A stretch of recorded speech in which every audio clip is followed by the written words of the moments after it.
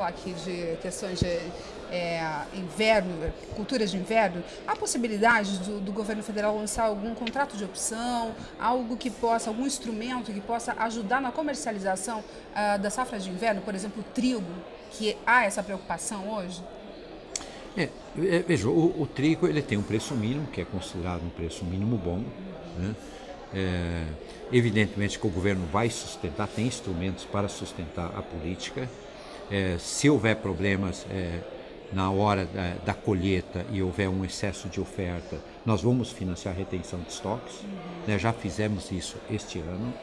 Não autorizamos a importação de trigo de outros países, a não ser da Argentina, onde nós obrigatoriamente temos que importar, mas como a Argentina teve uma grande perda, grande frustração de safra, perdeu quase 50% do seu trigo, eles têm pouco para exportar para nós, ou nesse momento quase nada. Os moinhos e a indústria quis importar de outros países, nós não aceitamos baixar as tarifas, exatamente para evitar o problema que nós tivemos no ano passado, que eles importam, aí quando chega na hora da colheita, eles não compram e aí acabam deprimindo o preço. Isso é um excesso de oferta. Exato, para evitar o excesso de oferta. Então nós acreditamos que o mercado vai se manter normal, mas se houver algum problema, nós vamos intervir no mercado no sentido de sustentar o preço. Isso aí não há nenhuma dúvida. Isso já é concreto. Não, isso já é concreto e nós mantemos contato, eu diria, 2 a 3 vezes por semana com as principais cooperativas do Paraná e do Rio Grande, que são os 2 grandes estados produtores, no sentido de saber como as coisas estão acontecendo, qual é o comportamento. A gente tem uma integração muito forte com o setor de produção no sentido de acionar os mecanismos de política agrícola para sustentar o preço. Com relação a fertilizantes, a possibilidade de nós nos tornarmos autossuficientes aí já em 2010? Ou não? Isso é uma coisa ainda a longo prazo? Não, isso é uma coisa de longo prazo. Quer dizer, o Brasil descuidou da política de fertilizantes. Nós somos hoje grande dependentes de produtos importados. Um dos elementos básicos dos nossos fertilizantes é o potássio. Se a gente tem uma ideia, a gente importa 91%. Ou seja, produzimos internamente menos de 10%. Né? E aí nós ficamos na mão de 4 países, que são os grandes produtores, 2 ou 3 grandes empresas que comercializam e que aí nos impõem o preço. Isso em parte acontece também com os fosfatados.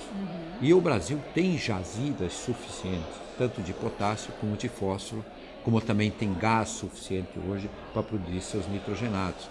Então o que faltava ao Brasil era fazer um marco regulatório para exploração, principalmente das jazidas de potássio, da grande jazida, tem uma terceira maior jazida do mundo, no Amazonas, como uma política em relação aos demais itens, que são os fósforos e os nitrogenados. E é possível, quer dizer, se o Brasil tratar disso com seriedade, que nós sejamos autossuficientes no prazo de 8 a 10 anos e ainda até podemos ser exportadores de alguns desses produtos, o que é fundamental para a nossa agricultura. Redução de custo também de produção. Claro, para a redução de custo. Você vê que eu citei até o exemplo que o senhor viu, né? Quer dizer, o estado do Mato Grosso, lá em cima em Alta Floresta, em Sinop, o Lucas do Rio Verde, são áreas de grande produção, o fertilizante, os fosfatados, para chegarem lá, eles saem de Marrocos, atravessam o Oceano Atlântico, vêm para os nossos portos de Santos ou Paranaguá, entram no caminhão e são levados até lá, quando as jazidas estão lá. Né? Então, por que nós não temos uma política de exploração dessas jazidas, para diminuir os custos de produção? Então, é isso que nós temos que enfrentar. Foi lançado recentemente o Plano Safra 2009-2010, com um montante aí de 108 bilhões, mais ou menos. Como é que o senhor está observando agora essa questão? Isso envolve aí seguro, crédito, os produtores ainda falam um pouquinho de dificuldade de acesso a esse crédito. Como é que está isso, ministro? A grande dificuldade sempre está a distância entre você tomar uma decisão a nível de governo, ou seja, às vezes até a nível de presidente da República, sentado na mesa com o ministro Mântica, com o ministro Meirelles do Banco Central, enfim, com o Banco do Brasil e com todos os agentes de governo numa mesa, se toma uma decisão e até que essa decisão se transforme em concreto, ou seja, chegue lá embaixo na ponta. Então, esse problema tem existido. E a tal ponto que o próprio presidente, num determinado momento, resolveu mudar a direção do Banco do Brasil por esta razão. Né? Isso acho que já se tornou público, né? Todos já sabem disso. Então, nesse momento, nós temos observado um movimento muito positivo por parte dos agentes financeiros. Ou seja, as instruções foram antecipadas. Normalmente as instruções saíam em final de julho ou início de agosto. Esse ano, no dia 1º de julho, as instruções já estavam no mercado. O Paraná, por exemplo, já está operando. Ou seja, já tem financiamentos, mesmo antes de começar o plantio, tá? Você já está com 100 milhões já de financiamento, ou seja, coisa que não acontecia nos outros anos. Então a gente está tentando exatamente diminuir essa distância entre a decisão e que a questão chegue na ponta. E para a gente encerrar, as tendências aí de mercado para o ano que vem, o que a gente pode estar esperando com relação a preços, com relação a questões até de exportação? Olha, quer dizer, aí nós temos que ver produto por produto. De maneira geral, nós acreditamos que o mercado vai manter uma certa firmeza, ou seja, ele vai se manter nesse nível atual. O preço do trigo deve se manter mais ou menos em torno do preço de hoje. O preço do açúcar está muito bem. É possível que se mantenha durante mais um ano nesse preço. Eu diria que está até excepcional o preço do açúcar, por causa dos problemas de produção na Índia. O preço da soja está mantendo uma certa firmeza e eu acho que ele deve prosseguir nessa mesma linha, e a soja é o nosso carro-chefe.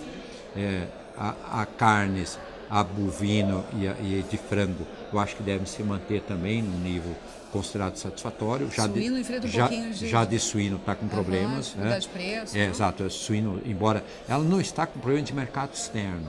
Nós aumentamos a exportação esse ano de carne suína em relação ao mesmo período do ano passado. Mas ela está com problema de oferta interna e um problema de mercado interno. Tá? Essa questão da influenza chegou a afetar ou não? Olha, há uma dúvida quanto a isso. Nós temos procurado rastrear isso e achamos que influenciou muito pouco. Embora os produtores achem que está influenciando bastante. Então, nós ainda não conseguimos medir exatamente essa extensão.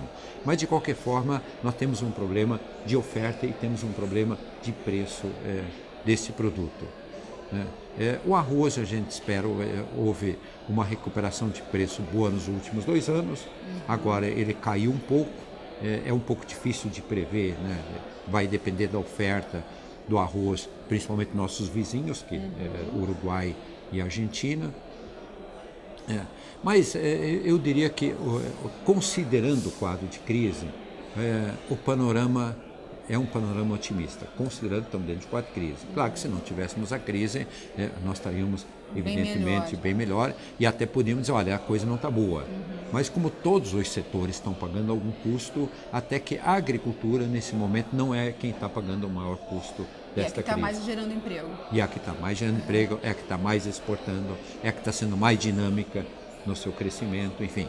Ela está mostrando o potencial e a importância dela para a saída da crise. Tá certo, ministro. Muito obrigada pela sua atenção, pela sua entrevista, e a gente está sempre acompanhando aí o seu trabalho. Ok, eu que agradeço. Obrigado.